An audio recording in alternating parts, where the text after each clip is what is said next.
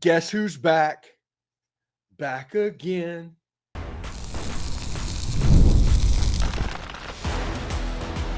You are Locked On Ole Miss, your daily podcast on the Ole Miss Rebels. Part of the Locked On Podcast Network, your team every day. Welcome to the Locked On Ole Miss podcast, the most watched Ole Miss podcast around. I am your host, Steven Willis, a 10-year veteran member of the national media and a former Ole Miss staff member. Today on the show, we talk about what I've missed over the last couple of weeks in Ole Miss recruiting and the different places that Chris Beard and Lane Kiffin are in right now. We'll talk about that just a little bit as well. Ole Miss landed a commitment from a home run hitter at running back, a truly monumental potential signing and a perfect fit for a Lane Kiffin offense. We also dive into two major commitments for Chris Beard and where they could lead the Rebels heading into next season. Big thanks to Brian Smith for holding down the fort, and he will continue to do so for the next couple of weeks. We'll give you a glimpse of what's coming on the channel as well. Remember, we're available on all the podcast apps and on YouTube. Thank you for making Locked On Ole Miss your first listen every day. And a special hello to the insiders and everydayers who make this show what it is. Don't forget to check out a second listen on the network. Chris Gordy at Locked On SEC or even Corey Burton at Locked On Vandy offer even more perspectives on college sports, the SEC, everything really, even Ole Miss, if we're going to be honest about it. Today's episode is brought to you by FanDuel. Right now, new customers can get $200 in bonus bets if that first $5 bet wins. It is really, really good to be back. It feels great. I'm not 100% recovered. I still have some downtime. I'll randomly, accidentally take about a 3-hour nap in the course of the day. So the timing and everything that goes on with this show is going to be a little bit off for the near future. But we're going to try and get back into the swing of things so that we can make sure by the time football season gets here, we are at full go, because everybody knows football is where this channel makes its money. It is very deep rooted in college football, Lane Kiffin and the Ole Miss Rebels. So we're going to work that way. Again, a huge thank you to Brian Smith for holding down the fort while I am recovering, but we'll see exactly how that goes. Lane Kiffin got a major running back commitment over I think it was last week. Damarius Yates from Kemper County committed to Ole Miss, and this is a truly big get. If you look at his profile, this is a player that is a 4-star on every service out there. I don't know if Rivals and On3 that they should be combined or whatever's going on, and I don't know how that's going to affect the composites moving forward, but we'll see how that goes. But Damarius Yates is highly rated on all these services, rated 143 on On3, 247 or on 247 he's 109, and on ESPN he's 111. He has an invitation to the Under Armour Next All-Star game, I believe, and we'll see exactly what he goes. Damarius Yates is from Kemper County. That name might sound familiar. They had a offensive lineman that I think signed with Florida State. Yates has visited already Florida State. He's visited several schools, and he has offers from just about everybody out there, including like Alabama and Ohio State, Auburn, all of those schools, the usual suspects that you would think. He has offers from those schools. And the reason he has those offers is because he is a home run hitting back. He is a special level of running back that doesn't come around very often in Mississippi high school football. Now, this is a back-to-back year. He has a very large number of similarities with A.K. Deer, who also was committed to Ole Miss during the recruitment process, but he ended up going to Alabama after, I guess it leaked out that Shekail Mills-Knight was number one on Ole Miss's board. Maybe Deer got a little bit butthurt about how that looked and how much that went. But it was written down on a note and a piece of paper. There was number one running back on the board. All of a sudden, A.K. Deer shortly after that decommitted. And like I said, we're kind of connecting dots here, but that's kind of what it looked like. He ended up at Alabama. Ole Miss ended up with Shekail Mills-Knight. They're pretty much happy with that. And these two running backs are going to form a nice thunder and lightning set in these two running backs. I I hate to say what I'm about to say. I genuinely hate to say what I'm about to say because somebody is going to take it for an apples to apples, like this is the direct comparison of what I'm saying. This is not what I'm doing. But stylistically, it is a Lendale White, Reggie Bush type situation in the running back developing if this running back ends up at Ole Miss. He is a true home run hitter. I saw a game in his highlights at McGee High School, and as everybody knows, I went to McGee High School back in the day. There's a picture over my shoulder right there of me kicking for McGee High School in Veterans Stadium, and I guess that's 92 or 93, somewhere in there.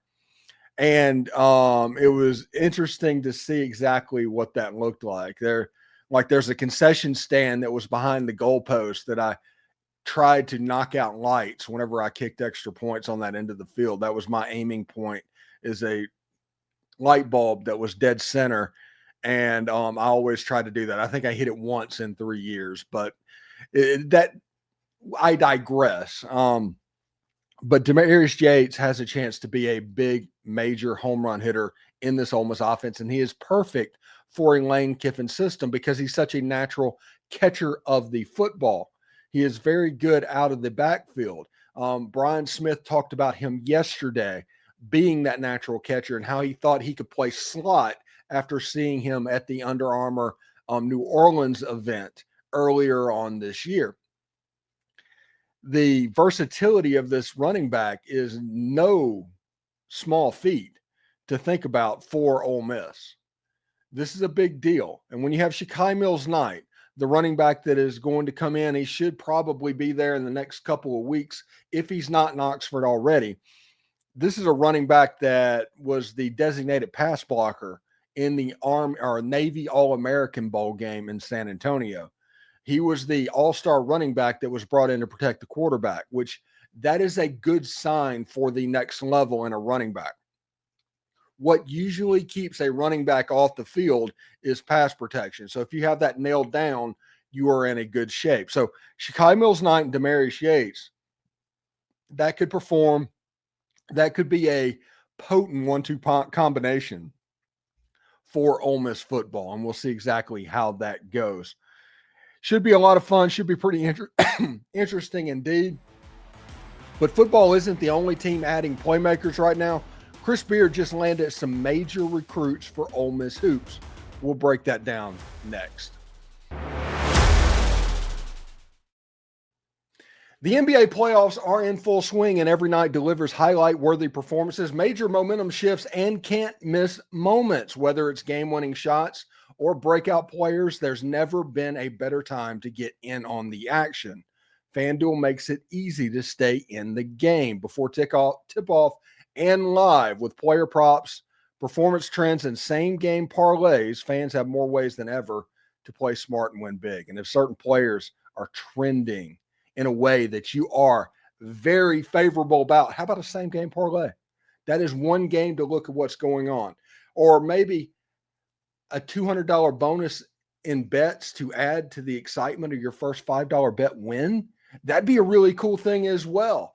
If you're new to FanDuel, it is now the perfect time to sign up. Head to FanDuel.com, place your $5 bet, and if it wins, you'll get $200 in bonus bets. Make every moment more with FanDuel, an official sports betting partner of the NBA. Listen, Lane Kiffin isn't the only person going through the transfer portal at the moment. Chris Beard had a pretty big couple of weeks as well, and we're going to talk about a couple of players that got our attention. Now, I realize a lot of players in the transfer portal, both football and basketball, have entered the Ole Miss sphere, I guess we should say, over the last couple of weeks, and I've missed that. We've had Brian Smith talking a good bit about new players coming in, so everybody's informed, but I'm going to give people my opinion of these players as well over the next, 45 days or so. And the way this is going to work is today is obviously me. Next Tuesday will be me. Monday, Wednesday, and Friday for the next 2 weeks will be Brian Smith. On Thursdays, the Why I Hate series will continue. So it's going to be once a week for me over the next couple of weeks. And then we're going to go to 4 days a week as Brian Smith goes back to doing his Portal podcast exclusively. Again, huge thanks to Brian Smith. And we're going to try and slowly ramp our way up to where we were before the surgery.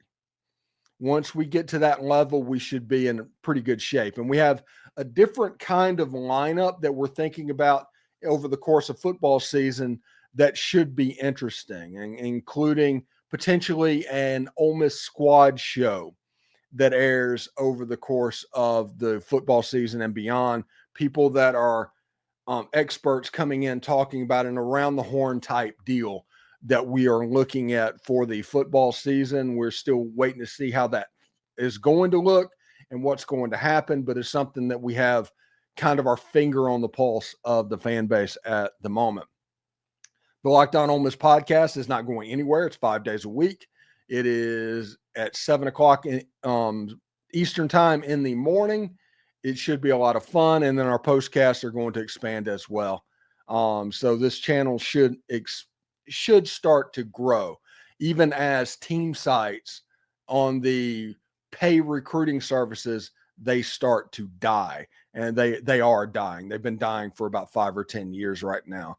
And a lot of that has to do with all the trolls that sit on the board, the eclectic group that is there, and people just there to cause trouble. They want free content. They're not willing to pay for it. We'll see what's going on there. But we are going to continue to be free. We are going to continue to put out a product just about every day. And once we get into football season, it will be every day. So we'll see exactly how that goes. Chris Beard, he's in a little bit different position than Lane Kiffin, because Lane Kiffin, what you need to think about is he has 3 10-win seasons over 4 years. The Ole Miss football program is in a different place than the basketball program. Think about 2001, where Lane Kiffin and Matt Corral took Ole Miss to the Sugar Bowl and got there. That's kind of where Chris Beard is right now. When you look at what's going on there with this Sweet 16, the best finish, granted, in Ole Miss basketball history, tying that moment against Michigan State in the Sweet 16 this year, he's still in a little bit different place, and he still has to fight. And with what's going on with the House settlement, because it's turning into a little bit of a cluster, I mean, who could imagine that, right?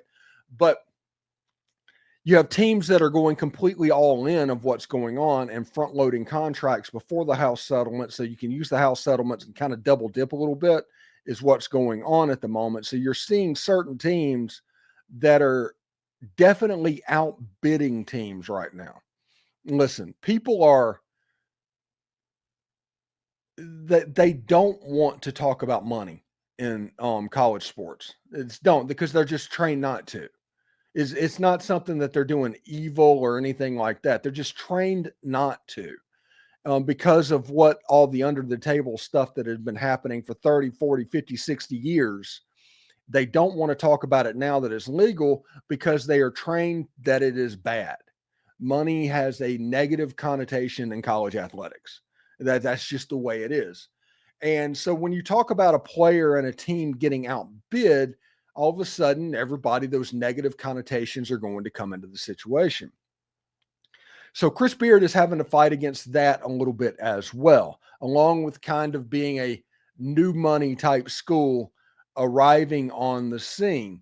So it's been a little bit more methodical for Chris Beard.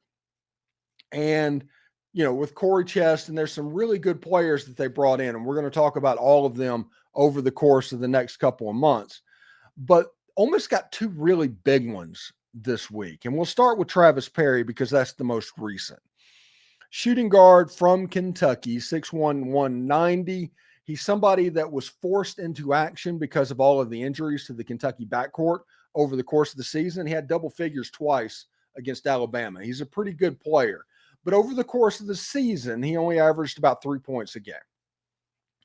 So this is going to add a little bit of consternation in the fan base, because everybody has been looking at this athlete and what he could be for Ole Miss. He is a former top scorer in the state of Kentucky, the former Mr. Basketball in Kentucky. He scored over 5,000 points for his career in high school basketball, and he went to Kentucky. Kentucky took a player from the in-state that scored all those points. You know he can play. That is my point about that. Kentucky is validation that this guy has everything to do with. Now, over the course of this offseason, Kentucky started spending really big in the transfer portal. They decided that they are going to New York Yankees college basketball, and they're going to try and put themselves in position to where they make a real run in the near future. And Travis Perry saw that and is like, well, you're not trying to develop me if you're trying to recruit over me. And Chris Beard recruited the heck out of me in high school. He did. Chris Beard recruited the heck out of Travis Perry. And then in the transfer portal, there's been no giving up by Chris Beard. Chris Beard eventually got his guy. Now, he's probably not going to start, but he is going to be somebody that is going to be brought in to score points from time to time, and somebody that I think is going to end up running a little bit of point guard because of the size of what's going on. So we'll see exactly what that looks like for Chris Beard. Now, the other player is Ilias Kamardine. I probably mispronounced that. If you look at the way that is spelled, there's a good chance that I did. He is from France. He was from the same league as Victor, that big 7'6" guy from San Antonio, Wimbiana, I think is his name, or something like that.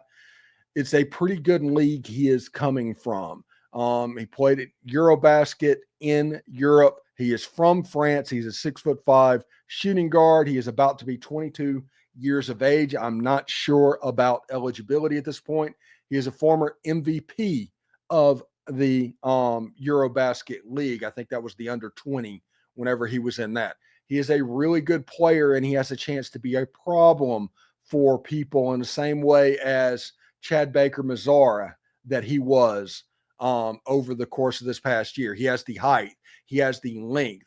He's 6'5". I think his arm span, his wingspan has him out at like 6'10". He is ready-made to play college basketball. And in this Chris Beard system of positionless basketball, a 6'5" shooting guard would definitely fit the bill of what's going on. He shot nearly 40% from three-point land. He is a really good basketball player. So when you mix them with the athletes that have been brought in, the recruits that are coming in, all of that, Ole Miss basketball has a chance to be pretty good next season. We'll see exactly how that goes for them and exactly how that looks for Chris Beard. Again, Chris Beard and Lane Kiffin, they're in two completely different places in the transfer portal and as a program right now.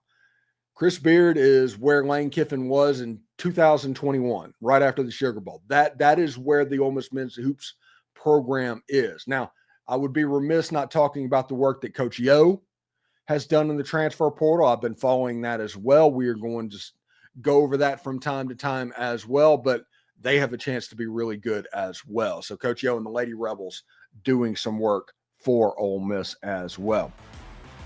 In our final segment, Ole Miss baseball, they look tournament bound, but with games left against MSU and Auburn, where could they land?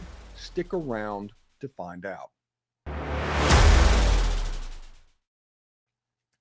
Scaling your business requires the right expertise at the right time. With Upwork, you can find specialized freelancers in marketing, development, design, and more, experts ready to help your business go to the next level.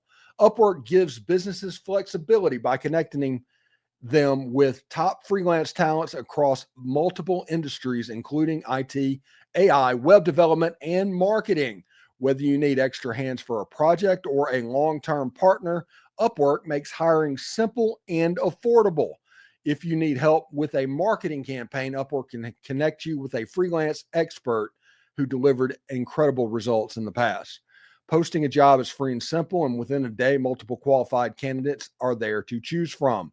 Instead of hiring full-time, Upwork helps you find affordable top-tier freelancers to scale my business efficiently.